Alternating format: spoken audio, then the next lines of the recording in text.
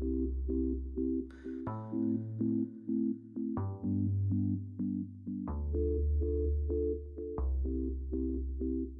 is Greg Dunweiler, and you are listening to another episode of the Dividend Mailbox, a monthly podcast about dividend growth. Our goal is to stuff your mailbox full of dividend checks. When they grow over time, a funny thing happens. You create wealth.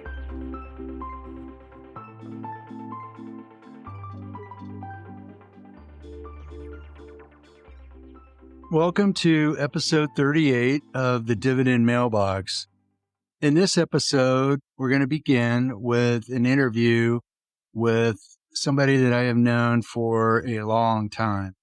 He's been in the industry from day one in his career, and we both have seen a lot. The industry has changed, but in some ways, it's still very much the same. So I think there's plenty here that you'll enjoy. And then after we go through the interview with Kent, we will then just do a quick update. I did have a conversation with the IR department, investor relations person at Snap-on. So we will finish up with a quick update on a few issues from the last episode.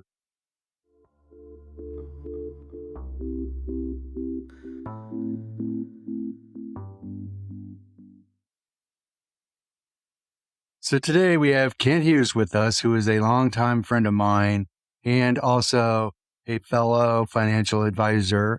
I actually went to school with him. We met in I believe it was an accounting class. We both had a pretty strong interest in investing, and I started in the industry in 1979, part-time, and then went full-time in 1981 for a firm out in Denver. Kent started in 1982. He went to work for Merrill Lynch and has been there ever since, going on 40 years. One reason why I think you might find some value in listening to this, we're going to go back and kind of look at the industry over the last several decades and some things that we've done right, some things that maybe we could have changed.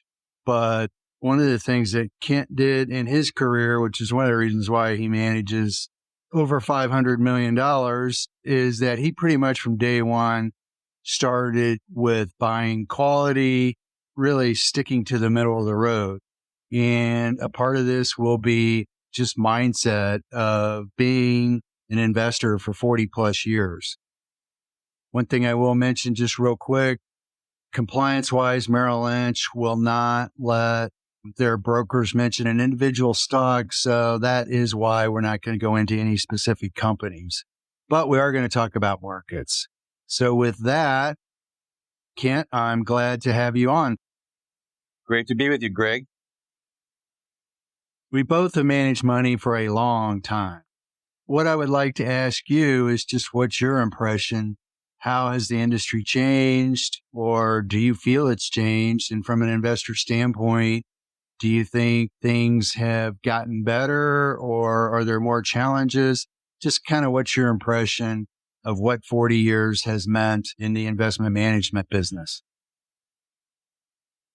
Well, to take the last part first, I think it has changed dramatically for the better. Most of us are now working as fiduciaries, and that is a much better system than, in my opinion, than the commission-based system that we all started with years ago. In some ways, it has not changed. People still they have money, they need to save for retirement, they need to save for their kids' college, their wedding. You and I do either equities, fixed income, and in that regard, really hasn't changed.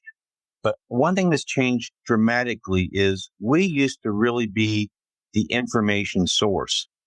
We've had various vendors over the years, but if they had to call us to get a stock quote. They couldn't look on their phone. They didn't get the quotes until the next day in the paper. And a lot of things like that, we were the information source. They would say, like, what's going on? Why is the market way up or way down? There wasn't CNBC or Fox Business News, anything like that. So I think that's one thing that's really changed. Okay. Well, you are right. When we both started, the business was pretty much entirely commission. So it has changed a lot, and it is more of a fiduciary standard today, which is, I think, a positive. Probably the biggest change in the industry has been the source of information and how easy it is to come up with it now. It almost feels like when we started, it was black and white television and it was 3 channels, and now there's content everywhere. So from that aspect, what do you feel is the most significant lesson that you have learned? Oh, well, that's a really good question. Of course, I would say most significant has been how efficient markets are. And we'll get into that in more detail later. One lesson I've learned is when you own a really good stock that's gone up a lot, and you think it's expensive and you think, gosh, I should get out of it, hold back some. I don't want to put a percentage on it, whether you keep half or keep a quarter, keep 3/4, but is holding on to winners. Like you've done a great job of this. I would say that's one lesson I've learned. Some of these lessons I already knew from business school, but it was just hammered home after 42 years of doing this. For example, equities over time are just an amazing wealth builder, at least, the last 100 years, and certainly my 42 years. Again, that's a lesson I didn't really have to learn but it's amazing on the job. You'll see clients that they never really had a very high income, but they put a big percentage of their money in diversified common stock mutual funds. And it's just remarkable how much more net worth they have than maybe another client who has extremely high income, but hasn't believed in equities and doesn't have nearly the same investment results. Well, this question may be a form of what you just answered, but along the same train of thought, what do you feel is your biggest mistake? And if it's any one thing, what would it be? One of the biggest mistakes I think I've made is, and I'm working on it, is just to improve my listening. If I could do one thing over, I don't want to necessarily mistake, but if I could do one thing over, once I could have afforded it, I would have hired some kind of communication coach and really worked on the art of listening, because that's such a huge part of our job. I know this podcast is about investing, and I know your listeners want to hear about our investment approaches, and we'll get to that. But I would say that's one thing I would have done differently. I definitely agree. Listening is a huge factor because this is a relationship business. Turning a little bit more towards investing, with all the information now that we have at our fingertips and basically on your phone, do you think investor expectations have changed? And how do you feel about AI? Do you think it will change investing significantly or have much of an impact at all? As far as the AI portion of the question, this is a relationship business, and empathy is important. The most important day in a lot of clients' life, since the men typically die first, one of the most important days in a woman's life is coming in and going over the accounts after her husband has died. You're not going to get that kind of empathy from AI. Not yet. So it's a relationship business. It's built on trust, which takes a long time. You have to earn it. But I think as far as on the investing side of AI, if everybody has AI, then nobody has comparative advantage. I would agree, actually, if you believe in the efficient market theory at all, and that there is a risk premium in it, theoretically, AI should take that out, which means returns should fall dramatically. There's really no extra reward for investing in the stock market. So personally, I just don't think AI is really an issue. I think investor expectations have actually gone up, and a big piece of it is driven by social media and the access to really immediate information. and giving investors just the confidence that they know more, but do they really know what to do with all the information that they have? I think it's a little bit of a false confidence. All this information, if it's actually helped investors improve their returns, then why, after decades and really going back for a century, returns for the stock market have centered around 10%, but the statistics show that only about 5% of the time do returns fall within 8 and 12%. Returns are either less than 8% or they're more than 12% about 95% of the time. And that continues to hold. So if information has been a good thing, or if information has helped, then why aren't returns a little smoother than what they are? Right. One thing that just is fascinating, if you look at the last 97 years, 37 of those years, the Standard & Poor's went up 20% or greater. To answer your earlier point, only 6 times has the S&P in the last 97 years landed between 8% and 12%. So while it is averaged 10, like you said, it rarely does it. As far as expectations, I think it depends on where you are within the market. If we think back, Greg, to the summer of 87, before the crash, expectations of returns were extremely high. If we think back to 1999 and 2000, expectations of returns were very high. At the end of 2021, with all the money sloshing around and meme stocks and SPACs, expectations were high. So I think a lot of it just depends on where you are. In 2002, after a 31-month bear market where 31 statements in a row says your advisor's an idiot, expectations were low. That was a 49% drop from March 10th of 2000 to October 9th of 02. Expectations were very low on March 9th of 09.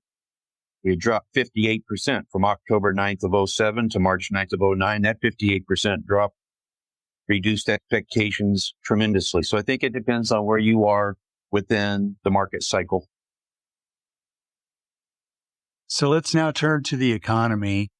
You're very familiar with several years ago, coming out of 2020, there was a huge bump in M2 money supply, and it grew by more than 20%. It really was a record going back more than a century of just how fast money growth expanded. The question becomes, as we unwind that, and we're in the process of doing it now, can we get through this with just a soft landing without any consequences of how all of that liquidity going into the economy, can it unwind without some major disruptions? Yes, I do think we can get through it without a major disruption. The money supply, as measured by M2, went up about 40 to 50% in an 18-month period. So lo and behold, we had 9% inflation in 2022. But the last 12 months, the last statistics I saw, M2 has appreciated by about 2.6%. So we know how to get rid of inflation. It's very simple. You raise short-term rates, you reduce the money supply, and you reduce fiscal spending. Now, that's tough medicine. It's tough politically, but that's how you reduce inflation, is those 3 things: raise short-term rates, reduce M2 growth down to, in fact, possibly go negative, and then reduce fiscal spending. Of course, the third thing, we're a long ways from that. As far as a major disruption, I assume you're talking about a big stock market decline. Well, to me, a big disruption is something at least in the form of a mild recession, because you just can't unwind all that liquidity without having an impact to at least some degree on corporate spending or consumer spending. So it just seems to me like there's significant risk of, can we get through this with just a soft landing? So if we look at the big market declines of the last 100 years, let's just start with 1929. I think you could buy stocks with 10% down. Is that reminiscent of 2006 in the real estate market? It is to me when there was no money down. So, but if we go back to 1929, the PE ratio actually was not extremely high.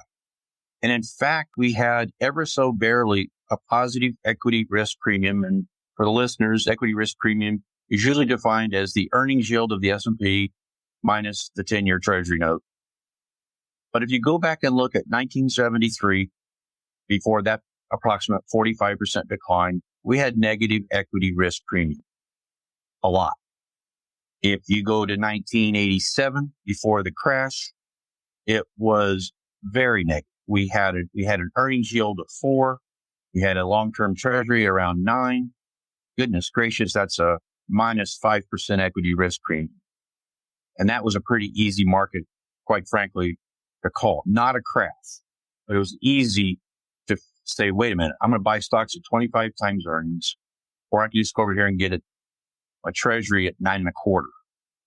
If we fast forward to 1999/2000, and I say it that way intentionally because that whole frenzy was the very end of 99. And I think the NASDAQ rose 35 or 40% the first 10 weeks of 2000. And at the top of the market, which was, I believe, March 10th of 2000, the equity risk premium was -3. So again, we had negative equity risk premium in 1973, 1987, 2000. And that's what made 2007 trickier. I thought at the time we could have maybe a 15 to 20% drop because after all, we've gone 5 years from October 9th of 02 to October 9th of 07. The S&P almost exactly doubled.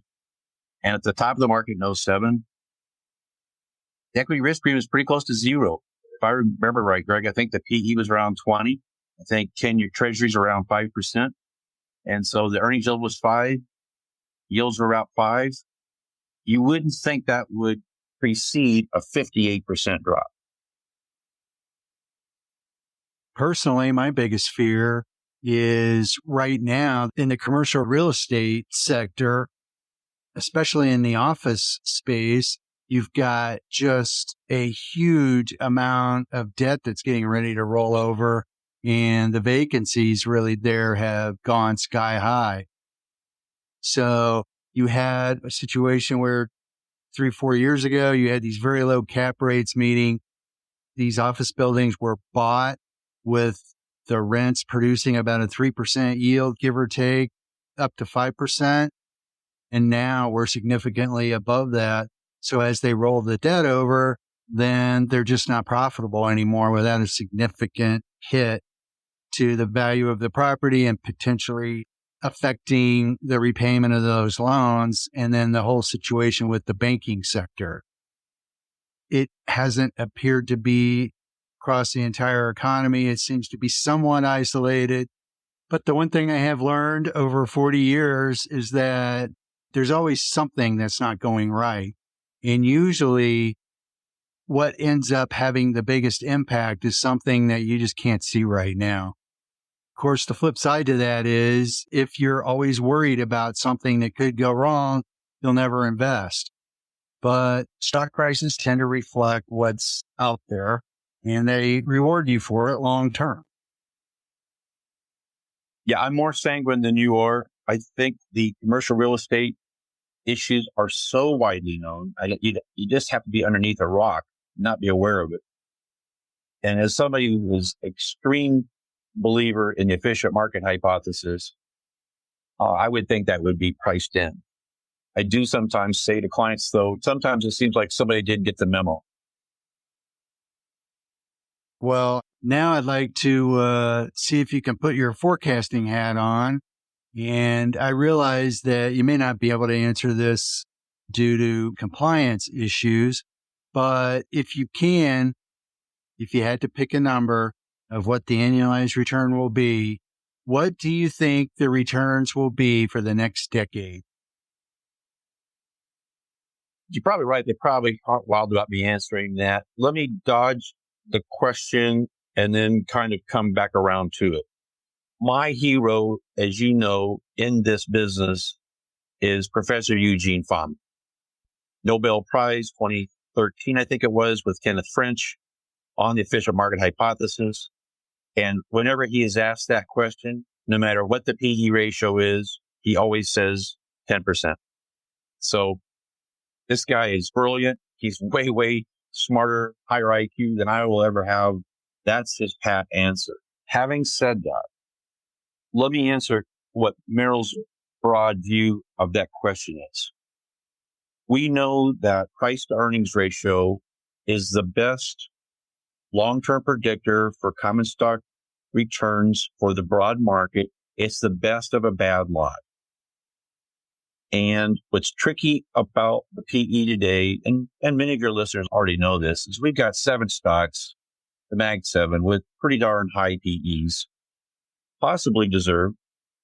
And we have 493 stocks with a PE of around 15 or 16. And the 97, 98 year average PE is about 16.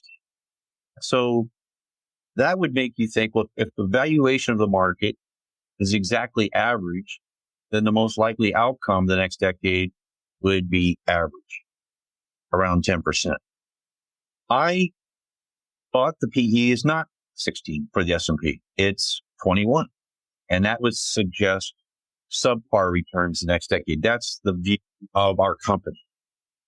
However, where I part ways with our company, I have waited my whole career to see my clients, my prospective clients, actually believe that owning great companies builds wealth. Rich people have always known this. But for much of my career, especially living here, we are always fighting real estate. Not so much the real estate debacle that hit Phoenix, Arizona very hard, 2007 through 2010, and I do mean 2010. It did shake the belief of real estate around here some. But we're in a long-term secular bull market. And when you're in a long-term secular bull market, the returns are just kind of silly huge. For 1982 to 2000, I think, what was the returns in, Greg? 17, 18%, that 18-year stretch. And so this secular bull market began in April of 2013. And I really do mean April of 2013. And let me explain why I use that date. The S&P peaked in March of 2000, around 1560. You can fact check me, but I'm in the neighborhood. And then in 2007, it peaked around 1560, give or take. Then it went down to 666 on March 9th of 09. And then in April of 2013, we finally punched through 1560. And boy, we didn't look back. So we now have a generation coming up behind us, Greg, that actually thinks you can build wealth through owning equities. Now, they might also believe in crypto, but I think that's one of the biggest changes I've seen in my career. And so I'm giving you a long-winded answer. I realized that I want to get back to what's the rate of return going to be. 24 years ago, we had 7,000 common stocks in the United States. Today, it's around 3,400. I think that excludes pink sheets, by the way. So the supply of common stocks has come down drastically the last 24 years. In the meantime, we have a huge cohort population-wise of millennials and Gen Z, and they want to build wealth. And the assets that they can pick from in their 401ks is shrinking. So we have this undercurrent of demand while we're shrinking the supply of stocks, and that may bode well for the next decade. And it could cause returns to be rather high. I would like to also hasten to add one thing that so many strategists got wrong. I would include myself in this to a partial degree, is the price earnings ratio in the 1990s.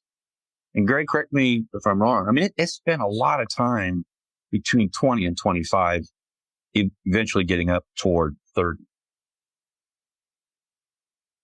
Well, yeah, I mean, people tend to use 16 for the PE long term, but for the last few decades, we've spent most of our time above that and actually into the low 20s. And I do think things are significantly better than what they were in 2000 because the big tech move going into 2000, most of the names were not profitable in technology or even the big ones, Cisco, Microsoft. They just didn't make near the kind of cash flow that they do now. And in fact, Apple was really still struggling at that point. Today, these companies have billions of dollars of free cash flow. So from that standpoint, they're not as speculative. I mean, you'd have to argue there is some speculation there because several of them are worth $3 trillion roughly. Are they overvalued? That's another question. They do generate billions of dollars of cash flow. Well, that's kind of a big picture overview. So let's get down to what are you actually telling your clients? Well, number one, you have to identify what kind of a market are we in. And I believe we are in a secular bull market. Most of the time, these last 18 years, 17 years. But the bull market in bonds lasted 39 and a half years. It's just staggering. And if you told me when I got hired that my first 38 years and 3 months, we would have a bull market in bonds, meaning the prices went up, yields went down. I think there was only maybe 3, possibly 4 down years out of 39 and a half years from 1981 to August of 2020. I mean, what did the yield on the 30-year was around 14, 15% in 81, and it bottomed at 1%. And the 10-year treasury in August of 2020 got down to 0.501. My point being is secular bull markets can last a lot longer than just 18 years. And given the demographics and the generation that actually believes that you build wealth through owning businesses, maybe this secular bull lasts longer than history. Looking back between 2008 and 2022, and I do mean 15 years inclusive, we had extremely low interest rates. A lot of times, you go back and look, T-bills were 0.04, 0.02. And this is just my belief. This is not coming from Merrill Lynch. That 15 years of very low interest rates fostered risk taking. Maybe not your clients, my clients, but at the institutional level, if you're going to renew a T-bill at 0.04, you might take some of that money and put it into private equity, venture capital. So the low rates led to risk taking. The risk taking, of course, then led to innovation. This innovation is now fostering productivity. We've had a few good quarters of good productivity. That should lead to strong GDP growth, which of course will lead to strong profits and strong stock market. Well, another way I would put it is when we look at individual companies, we're looking for just simply sustainable cash flow, which translates in our mind into a growing dividend stream. So when I go back to when I started my career, you would pitch somebody a stock and you'd have a great stock idea and it may have a dividend of 5% at that point in 1981. But their comeback was, why would I want to buy something from you when I can get 17% in my money market fund? Well, the one thing that people forget is that it's not about today. It's not where the puck is, but it's where it's going. So the market was cheap and 17% was extremely competitive, but that was not sustainable. If you would have bought that 5% dividend back in 1980, look at where you would be 40 years later with the S&P 500 and those dividends over time. You'd be mega rich, and you did not get rich holding that 17% money market fund. In our mind, we're looking for sustainable cash flow growth. And if you can compound that over time, you don't have to start at 17%. You don't even have to start at 5%. You just let the cash flow compound, and that's how you build wealth. Coincidentally, In the past, we've had several lively discussions, to put it mildly, and they've been around, well, should you focus on dividend growth or should you just buy the S&P 500? Yeah, I knew we'd get to this part of the conversation. I'm going to tell a story to answer that question. I Googled one time how much nightclub singers make. And I think the answer, if you could believe the internet, they work a 4-hour shift, make about $200. I generously gave them a $100 tip. I don't know if that's right or not, but let's just say they make $300 a night. Taylor Swift, I think I read, who knows, that she makes $12 million a night. So it takes 40,000 nightclub singers to make what she makes in one night. And my point is, you got to own them all. Your stock portfolio has to capture Taylor Swift. It has to capture Beyonce. And the only way, if you had invested in I know you can't literally invest in a pool of nightclub singers, but if you invested in a pool of nightclub singers 10 years ago, where you didn't include Taylor Swift in your portfolio, you didn't do very well. So I think the total market index, which by the way is about 75% made up of the S&P 500. I think the S&P 500 or a total market index should certainly be the core. Then I think it gets into taste. Your taste might be dividend growth. Your taste might be high free cash flow yield. It might be low PE. But the hard part is we just don't know what factor is going to be the best factor in the future. So like Merrill Lynch looked at, I think 35 or 40 different factors going back to 1985. And we found that high free cash flow yield was the best factor. But the problem is, and I asked Dr. Andre Bessenbinder this very question. He's an Arizona State University professor. I asked him this very question 5 years ago, which is, do you believe in factors? And he said, maybe value, but I don't have 30 years to find out. And so we just don't know what factors 39 years from now will be the best factor. What I love about dividend growth is it makes so much sense. There's a lot of research that the second quintile highest yielding stocks are the best. Now, I'm not sure that's true if you go back to 1926, but there's a body of work that second quintile highest yielders do well. And I think what's great about what you're doing, Greg, is it makes so much sense. And if people will stick with it, it has at least historically really, pardon the pun, paid dividends, but it's really paid off. That would be my long-winded answer to your question about, I think it's a good idea to make sure you own them all to capture the Mag 7 or whoever the Mag 7 will be in the future, to capture the Taylor Swift analogy. And again, I just think whether it's high dividend yield, low PE, heck, with the benefit of hindsight, it would have been nice to have peppered everybody's portfolio with a healthy dose of QQQ. Well, I mean, I agree with that to a point. One of the things that we say is dividend growth is not the only thing we do, but it is the core of what we try to stick to. One thing that a lot of people, I think, forget is that just because you are focusing on dividends, you're really not leaving out that much of the market, because right now, roughly 400 of the 500 stocks in the S&P 500 pay dividends. And guess what? Even some of these fabulous 7 names that we've seen make huge moves recently, you go back 13 years ago, Microsoft, Apple, they were dividend payers that were up in the 3% range. In that case, you still had unbelievable growth, but you also had a great dividend, and you had great dividend growth along with it. Even though starting out at a 2 or 3% dividend is not a big number, it doesn't even seem like it's worth messing with.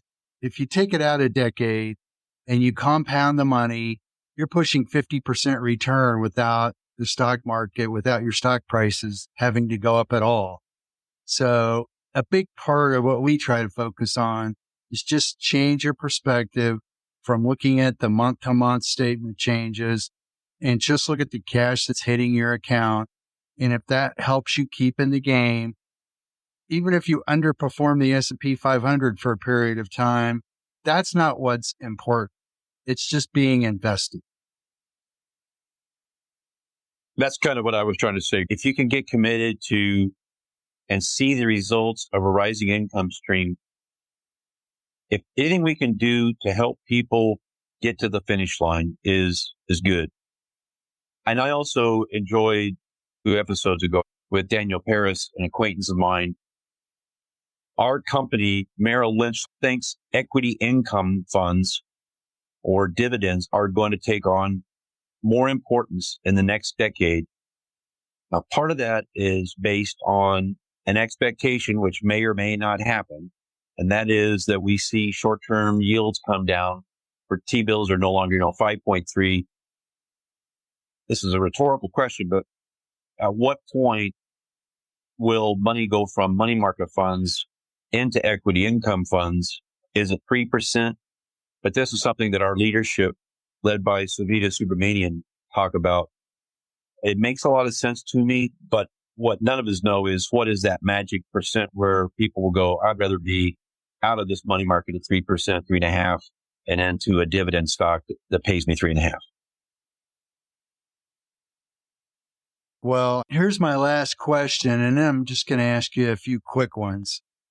Do you think investors really understand the true power of compounding? Certainly not the rank and file, no. Do you think the average advisor or broker does? Wow, that's a good question. Probably not as much as we should. That's a good question. What do you think? Well, I would have to say no, because even I myself continue to struggle with it. It's just so easy to get distracted by all the content that's out there, the media that's constantly bombarding us. It's easy to lose sight of it just takes time for compounding to work. And in our society now, everything seems to be totally focused on the immediate reward, and we all want it right now. So if anything, I think it just makes it a little bit more challenging. I think I calculated one time, this is kind of interesting. Now, if I'm off by a little bit, I don't think I'm off by a lot. I got hired on May 10th of 1982. And I think about 90 days later, I think the S&P was around 115 or so.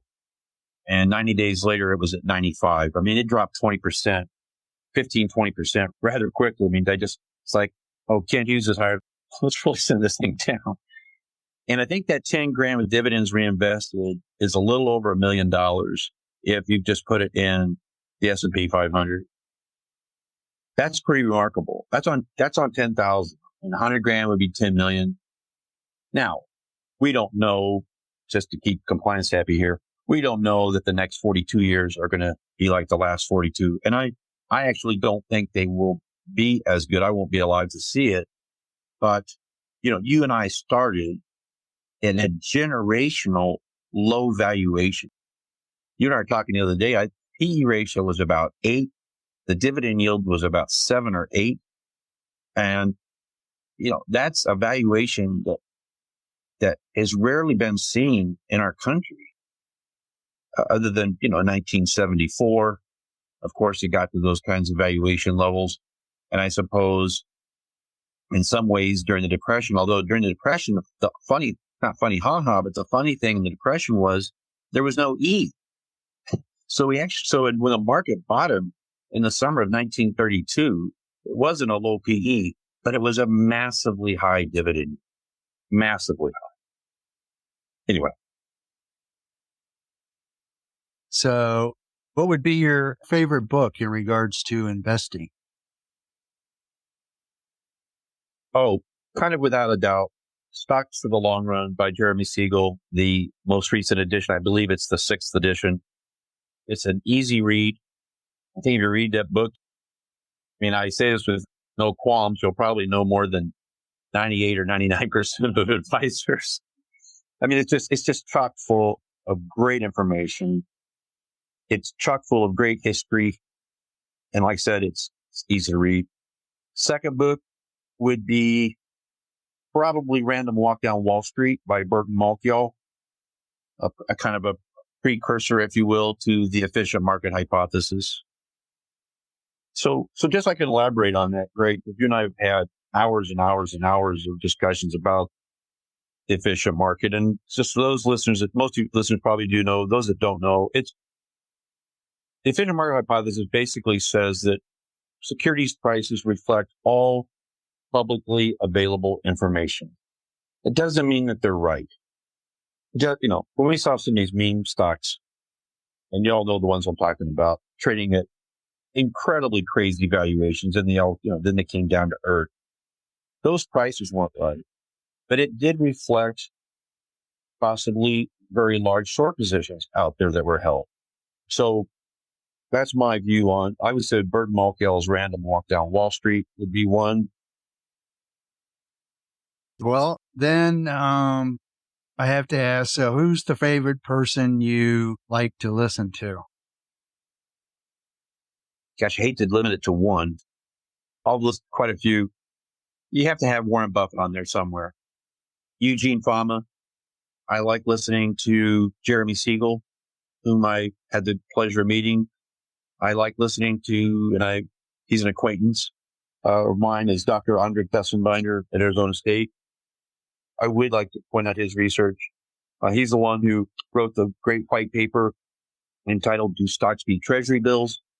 It's a very provocative title, but his point was that half of the wealth, as measured by the current market capitalization and all the cash dividends that have paid since 1926, have come from 1/3 of 1% of the stocks that have traded. So about 26 or 7,000 stocks have traded since 1926, and about 75 or 80 of those companies are responsible for half the current market value of the United States stock market, that plus including all the cash dividends that have been paid.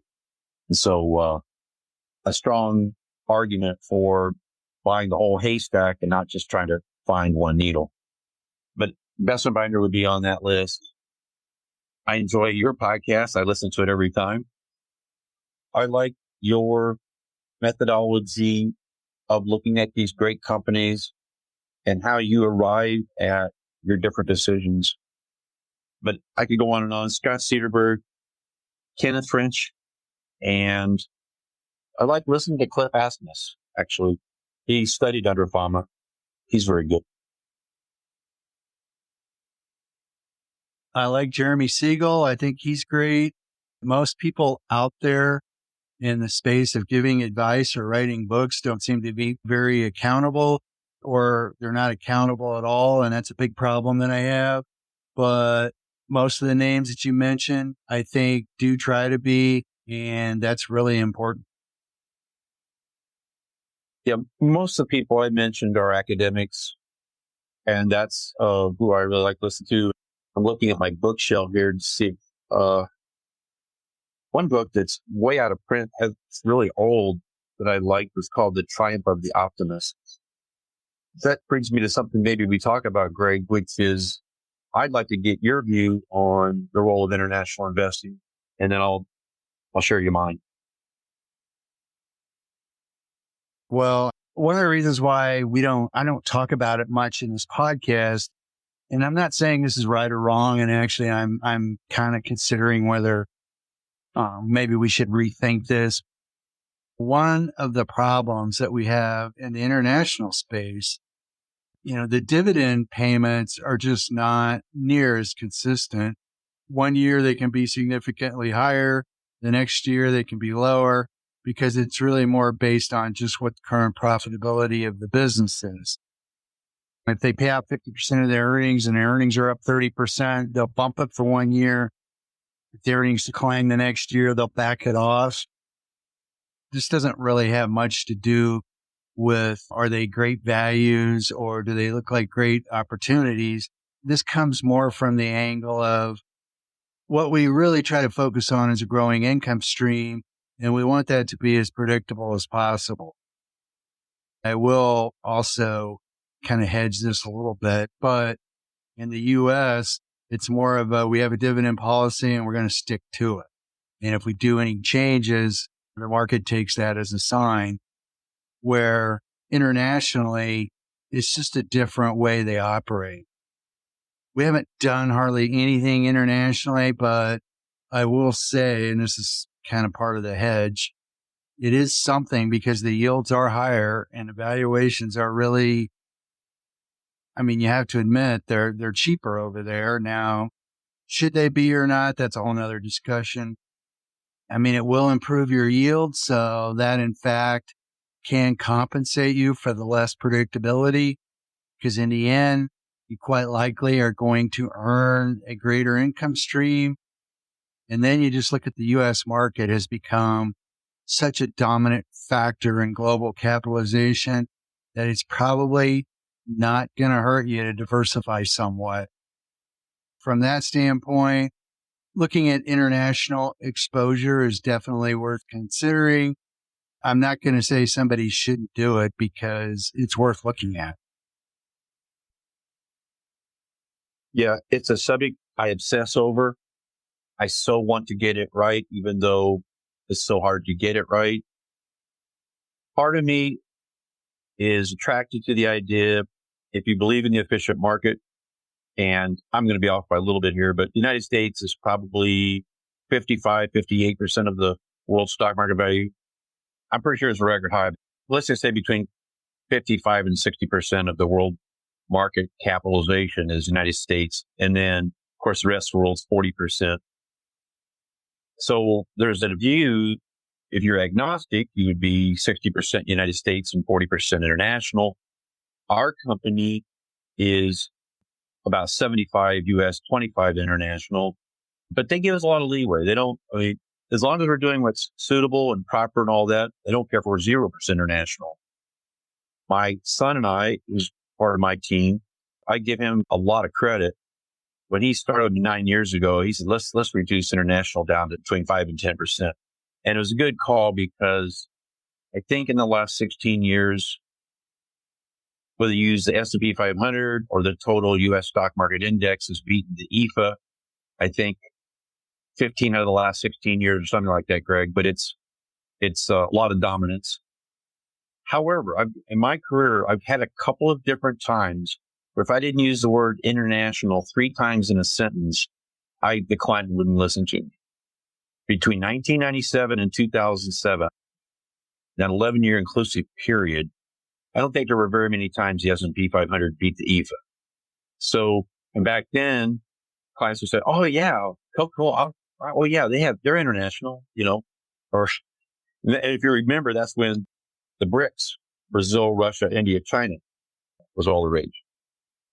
So, I would recommend the listeners go to a podcast called Rational Reminder, and if you go to the October of 2022 episode, it was with Scott Cederberg. He's a professor of finance at the University of Arizona, and he studied over 35 countries, I believe, going back to the middle 1800s. He looked at thousands and thousands of monthly returns for both stocks for that country, bonds for that country, and bills. It's a long interview. It's close to an hour and a half. It was really fascinating to listen to. I think international investing could potentially be a whole podcast in and of itself.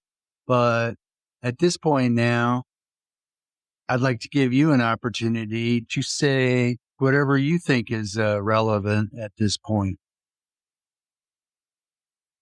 All right. Well, I would say for people listening that are individual investors, you do have the potential for one competitive advantage. And one of the main things I learned in business school was comparative advantage. Some people call competitive advantage.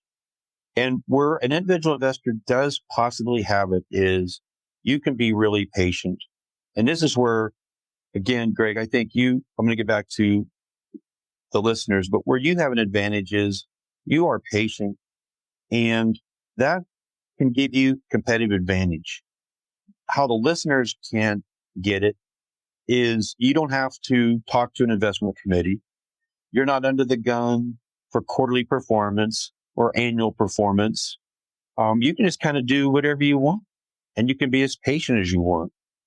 That's the positive of what you can bring to get advantage.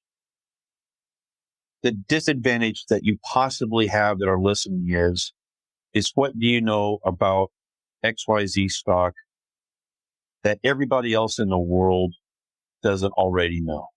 Or put another way, how is it you understand it better than the collective wisdom of the millions upon millions of people? Now, in your case, you're a CFA and you do have a skill set that exceeds the average. And so that combined with your patience, Greg, gives you an advantage. So that would be one thing I would talk about. Another thing I would say is, to quote Warren Buffett, I may butcher the quotation, but it goes something like, clients understand that stocks go up and down. They just don't believe it. I think what he meant by that was, when the market's going up, it's only going to go up. And when the market's going down, it's only going to go down. Another thing I would want to say before closing is I really follow sentiment very, very closely. As you know, Greg, you could argue, well, everybody has those sentiment figures. And yet I talk to fellow advisors, strategists, and they don't follow it that closely. And I follow that like a hawk. Every Thursday night at 10:01 p.m., I get the readings for the American Association of Individual Investors. And right now, today's being taped, July 24th. Last week, the American Association of Individual Investors, 53% were bullish. Historically, it's 37%. And the question is, which has been asked by this organization since early 1987, is over the next 6 months, are you bullish? Are you neutral? Are you bearish? And the historical numbers are 37% say they're bullish, 32% say they're neutral, 31% say they're bearish. And we know from history that at market tops, that number is somewhere between 53 and 75. That's what that number has been preceding bear markets. So we hit 53 the other day. That I think it's only happened once where we had a cyclical decline of any magnitude from that number. At market bottoms, like we saw in October of 2022, that reading was down around 20% were bullish on the market. So I do watch that. Merrill Lynch has a proprietary indicator called the bull-bear ratio. It goes this way. It's extremely bullish when it's 0, and it's extremely bearish at 10. It's a screaming buy when it's 0.0. We had 13 consecutive weeks in a row in the fall of 2022 of 0.0. At market peaks, that number is typically closer to 8. And right now it's at 6.5. So it's not even a yellow signal, but it's just something to be a little bit cautious of. I like to also look at the fund manager survey that Merrill Lynch puts out, and it looks at how much cash is on the sidelines as a percentage. Anything above 5%, a strong buy signal. Anything below 4 is worrisome. And that number last couple of weeks has been right around 4.0, 4.1. It kind of gives a sell signal, if you will, at below 4. Now, do I do much about it? No. We just might be, if it's above 5, we point out to people, hey, October 22, I think that number was 5.6% was in cash. So institutions as a group, they get it wrong. That's what I'm trying to say. It's a contrary indicator. And why do they get it wrong? It could be career risk. These men and women are making great incomes. They don't want to stick their neck out and go against the grain. It could just be groupthink, career risk, whatever it is. But it's been a very valuable indicator for me in my career. My response would be something that maybe you really wouldn't expect to hear. Probably the biggest thing that I got from the CFA program was just the realization It's good enough just to steer down the middle of the road. And in fact, how hard it is to outperform and how much risk you have to take to do that. Well, in the world of investing, Kent knows and I know it's just not easy. So if you're looking for a broker relationship, give Ken a call. He's in Phoenix, Arizona with Merrill Lynch. Of course, if you're looking for dividend growth, call us at Denweiler Capital Management. And Ken, I really do appreciate your time today. Hopefully the listeners get something out of this. You've got two people with 40 plus years of experience. So hopefully we learned something in 80 years. Thanks again, Kent. Thanks for having me, Greg. Now, before we conclude, we did want to follow up on our last episode. We did mention that we were going to talk to Snap-on. So here's just some of the questions I was able to ask. And actually, I thought the person at Snap-on's investor relations department was really good at discussing them with me. Before I even go there, I will tell you, we do not have a position in Snap-on yet because it hasn't hit our buy target, but we continue to look at it, and it's definitely something that we want to own. I did ask about revenue growth, and basically it's going to be probably more of the same. They're in the roughly 5% range, but one thing that does make it a little bit more attractive, margins have been improving. So one question is, well, okay, how much can you continue to do that? They still feel that they can get some margin expansion because they are continuing to move into higher priced products, which this comes through their diagnostic stuff. And some of the tools do continue to get more complex. In regards to the franchise business, this was actually kind of interesting. The franchisee actually has a 25% recourse for bad loans. So that definitely gives them a vested interest in monitoring their accounts receivable and how they make financial decisions and how they track payments. It's a boots on the ground concept, I'll call it. It is the company actually having a good sense of where these hundreds of thousands of loans are at and how to monitor them. As far as the software business, it's not significant. It doesn't appear that they have the impression that it's going to be ever, at least in the near term, it's going to be a single line item where they would show that as a significant revenue piece of the business. But it is something that they continue to work on, and they realize that it is a recurring revenue model. From the CEO standpoint, this is sort of a big one because CEOs create the culture of the business. And in this case, they've got a CEO that at some point in the relatively near future, he's going to retire because I believe he's 78 years old. Well, the response there is it's something that they are well aware of. They have a succession plan in place. Of course, it's not unusual, or I would say it would be unusual if they actually told you who it was because they're not going to tell you. But it does appear that it is internal. Capital allocation. This gets a lot of companies into trouble. This is kind of an obvious response. They see no need to pay debt down because actually they earn a positive spread on it right now because their debt costs are much lower than what their current cash earns. So from that standpoint, they're not afraid to let the cash grow. And this was, I thought, a fascinating answer. I did ask, well, I know you can't tell me, but when you've got a cash flow return of up around 8-9% based on your market cap value, are you a takeover target?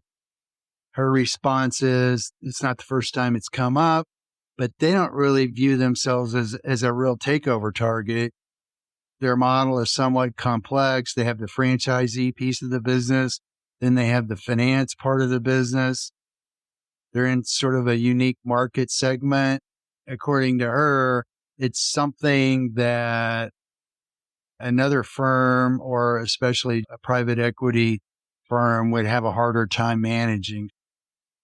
From a standpoint of insiders, they only own about 3% of the company. That in and of itself doesn't really impact whether somebody can buy it or not. But she doesn't really think it's a strong or a very good takeover target. I will say it's actually, I think, good news, because we don't want to make a quick 50%. We want something that we can own for 10 years or more and really compound that cash flow. So that's just a quick overview of Snap-on, but I will stress, A, we don't own it yet. It is on our list to acquire it, to make it a position, because it is a company that we think is going to really check the box for long-term dividend growth. In closing, I hope you got something out of 80 years of experience in the investment management world. One point I hope is the biggest takeaway is that one thing that seems to never change is mindset. So don't underestimate the power of discipline, being patient, and just sticking to a strategy that works for you.